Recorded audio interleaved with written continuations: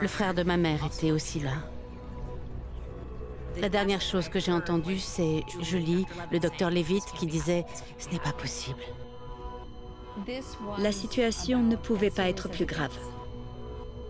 Stéphanie faisait une embolie amniotique. Beaucoup de patientes en meurent car elles se vident de leur sang. J'avais les bras croisés avec mes gants et je les regardais et j'ai murmuré « Ce n'est pas possible ». Elle l'avait dit.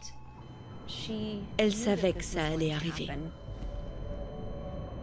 Après avoir entendu le docteur Levitt, j'ai senti qu'on me tirait au niveau du ventre et je suis retournée dans mon corps.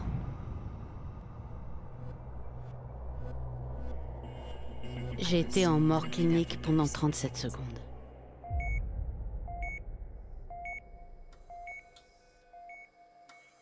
Je suis restée 6 jours en coma artificiel. J'ai souffert d'insuffisance rénale. J'ai dû réapprendre à marcher et à parler. J'ai mis longtemps à m'en remettre physiquement. Je savais qu'il s'était passé quelque chose d'extraordinaire pendant que j'étais en mort clinique, mais il fallait que je demande confirmation aux gens qui étaient présents dans la pièce ce jour-là. Stéphanie et moi nous sommes retrouvés pour parler de ce qui s'était passé ce jour-là.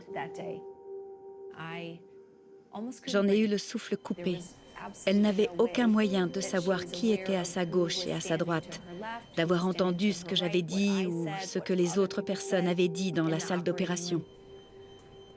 Ce qui s'est passé me fait croire qu'il y a plus que ce que la science sait. Mon esprit médical a pris un tour plus spirituel. C'est quelque chose dont je n'avais pas vraiment conscience auparavant. J'ai appris beaucoup ce jour-là. Tous les médecins m'ont dit qu'il n'y avait pas d'explication médicale, ni pour mon expérience de mort imminente, ni pour mes prémonitions.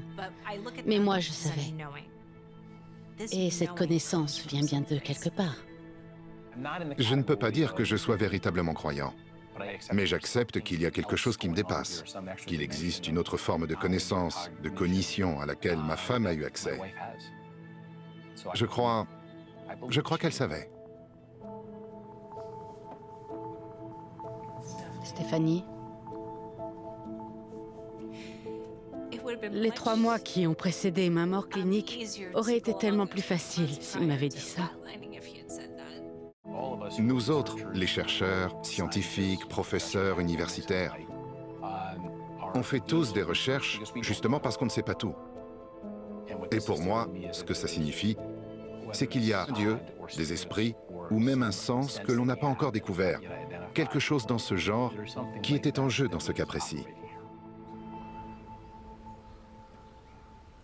Asseyez-vous. Juste avant ma mort clinique, j'étais perpendiculaire. Je sais que les gens disent qu'ils flottent au-dessus de leur corps. Ce n'était pas comme ça pour moi. C'est un peu comme si vous étiez à 2 endroits à la fois. Une partie de vous était dans votre corps et une autre en dehors. Oui.